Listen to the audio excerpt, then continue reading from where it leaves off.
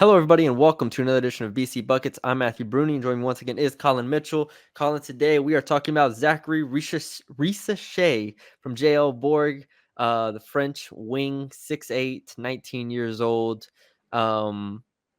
This is a prospect I'm really excited to talk about because I think we are both very, very high on him. We'll talk about how high exactly we are. Is he the number one pick for us? I don't know.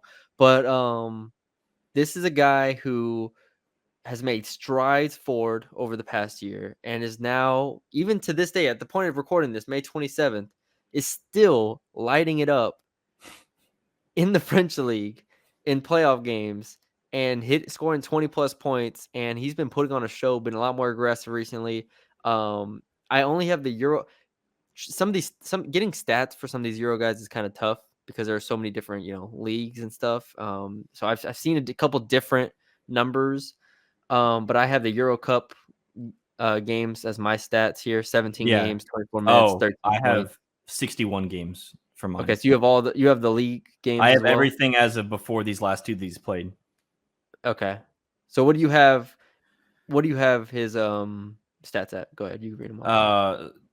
11 points, 38% from three, 46%, 47% from the field, attempting 8 shots a game, 22 minutes.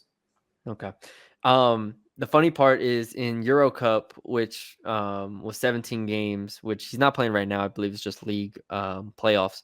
He shot 56% from three, which was pretty cool to look at. But let's talk about him. Let's break it down. Where do you want to start with Zaccharie Risacher? So I think immediately, we need, if we're going to start comparing him to like an Alexander, like is he going to go one? We need to start comparing him to what he offers that Alexander Sarr offers or doesn't offer. And I think that like Sarr, he has a very high floor. I think instantly you put him in the league and he's gonna immediately be able to be a 3-and-D wing within, at least by next year. If not At already least right when by he comes next in. year? You mean so Like within 2 years or within like 1 year? like fully fledged like starter 3-and-D wing. I think that is instantly a floor As a next rookie or season. second year? Second year, sorry. Okay. That's Yeah. what I was. Obviously, you have to work out, rookie problems Yeah. like anyone does. But I think that's his floor. 3-and-D wing, and he'll be in the league for forever. But when we start talking about upside like we do with Sarr, I think this dude could be just as high as Sarr, multi-time All-Star, like offensive weapon. And I think most of that comes when you were talking about the Euro Cup games where he's shooting 56% from three, is that was on volume. And it was incredible. 5.5 a game on those. Yeah. 5.5 threes per game. And that's basically, he's been shooting like across those like 60 games, which again, he's playing more games than college kids, which he's had the highs, he's had the lows. He had some really hot stretches. He had some really, really poor stretches.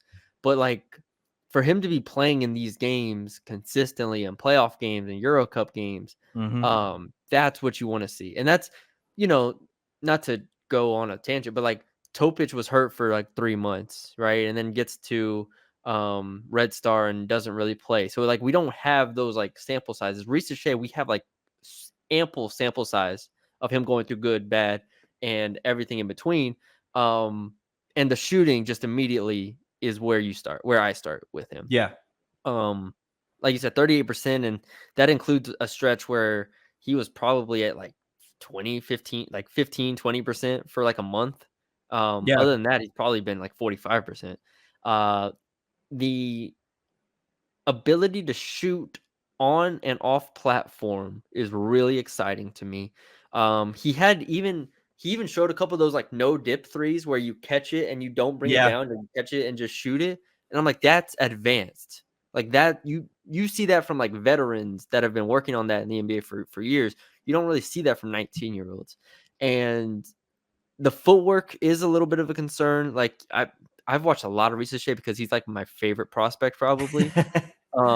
Just because it's so fun, and the footwork is a little like inconsistent, and you see people talk about that a lot. But ultimately, if they clean that up, I see the offensive potential, like shooting wise, can definitely be like a Michael Porter Jr. I don't have him comped to Michael Porter Jr. I have him a little different, but like you see it. You see Yeah. that type of like 3-point shooting ability and the ability to catch fire, and you're gonna have to guard him off screens and off pin downs and floppies. Like that's just really, really exciting. And he's not like he didn't do a ton of like on ball playmaking at all at Jailborg, but he can sit in a corner, he can step up on a wing, he can come off screens, and he can shoot the damn ball. So that's where I start with him, and being so high on him. Yeah, and to go off of the shooting stuff again, he's also very confident, and you don't see that a lot. I mean, you're playing these professional games, and he's doing ball fakes before shooting, after catching it, Mhm. relocating really well. Which for me, that was the biggest thing. Not only the advanced shooting mechanics, which you're talking about, him just lifting and releasing the ball, but he was relocating a lot. And then if he wasn't open, he'd find another way to get open. And to do Yep. that at 19 years old is insane. To move on to the next thing, let's just move into finishing. With his 3-point shot, he's able to attack closeouts, and I think that it's not a huge strength, but the upside is there just because of the free throw rate, and his free throw rate's at 31%, and him in transition is really good. And when I watch him, he's not the most physically imposing player. He's 204 pounds at 6'9", so he's not, Yeah. he needs to bulk up. But when he gets to the rim, he goes up with a will to score, and he's not trying to shy away from contact. And that's another thing that you don't see a lot from these young guys in the pro leagues. And to see that was a big thing for me, especially in transition. I really loved watching him transition. He runs hard. He definitely Yeah. like really runs hard. He attacks closeouts pretty well, I think. There's like a little bit of indecision in terms of like he can pull up for those tough twos sometimes, which you don't love, but again, it felt very Michael Porter Jr.-esque where it's like he can just elevate and kind of shoot over people. Yeah. So I don't have too much of a problem with that. Like you said, the relocation really good.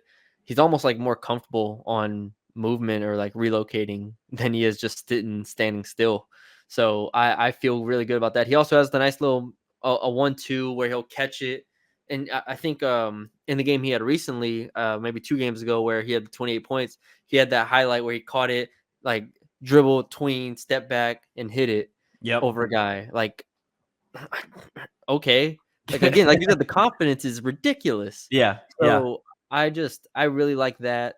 And offensively, you just see that translating. And if you can go to the right team that has the coaching and the development staff to where he gets the footwork right, he gets all the intangibles right, like there's no reason why he can't be one of the better shooters in the NBA, like fairly early in his career. Yeah. And not only that, if the shooting isn't 100% there when it comes in, I think just him off ball in general, like while he's relocating for a shot, he can Yeah. find a cut. He can find an open lane and get the ball to go to the rack. I'm I don't have anything else offensively. Um, Yeah. I I think think we like covered that pretty well. yeah, I think we covered that really well. Um, I like him as a rebounder, just to round out the strengths here. I like him as a rebounder a lot. Like I kept watching him. I've tried to like read up on him and everything, and nobody really talked about his rebounding, which it's not outstanding statistically, but he goes for rebounds at a pretty high rate. So I like that. Um, and then I guess we could talk defensively. I mean, the tools are there. I think the instincts are there. Like you said, he's not very super strong right now. But I think there is some like switchable potential with him. Yeah, I think the biggest thing for him right now is that what he's able to do right now is just off ball and situational. Passing lanes was really good. I mean, that goes into him being a transition player and being really well in that. Is he's able to get his hands in transition. Um, so team defender wise, I think he's perfectly fine. I do agree that he needs to get some type of bulk on him just because he isn't going to be quick. He's not super quick on the perimeter, but once he gets Yeah. strong, he's going to be able to stay in front of some guys, which is where I think that 3-and-D kind of comes in. So yeah. Ultimately, we're gonna have to just see how hard he works, and like if he locks in and buys in, I just buy his potential very, Yeah, very quickly. for sure. I will say the biggest the biggest question mark I have, and I guess not even question mark, just the biggest negative I have on him is his decision making with the ball in his hands, Yeah. the turnover problems, the inability to he kind of like just really out of control on drives at times. Um which you can decide how much that really matters, right? Like if he is like if he adds that to his game, he's gonna be, like you said, a multi-time all-star. If he's able to take guys off the dribble and he gets his decision making up, he'll be a multi-time all-star. At the very least, like if he doesn't and he just perfects the shooting and the defense, like we're talking about a starter in the league for 12 years. Yeah. So it does matter, but like ultimately the floor is the floor, and I think it is fairly high for him, like you said. So, I but think that is probably my biggest gripe with him right now at 19 years old is the decision making. yeah, it's definitely shot creation, playmaking, and I see it most when he has the ball in his hands. When he's able, like for example, that shot you were talking about earlier when he did the tween boom over the player.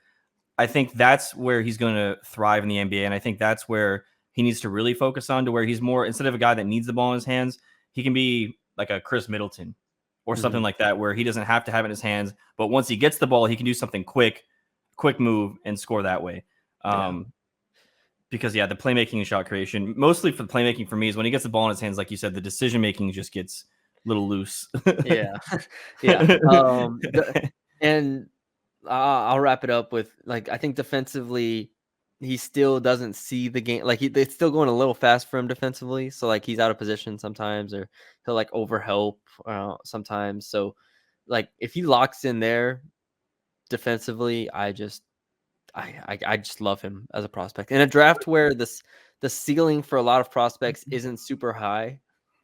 This guy, I think, has the combination of, all right, surefire skills, and if he gets these little things right, you could be looking at a really, really playable starting versatile wing on your team. So what do you have him for comps?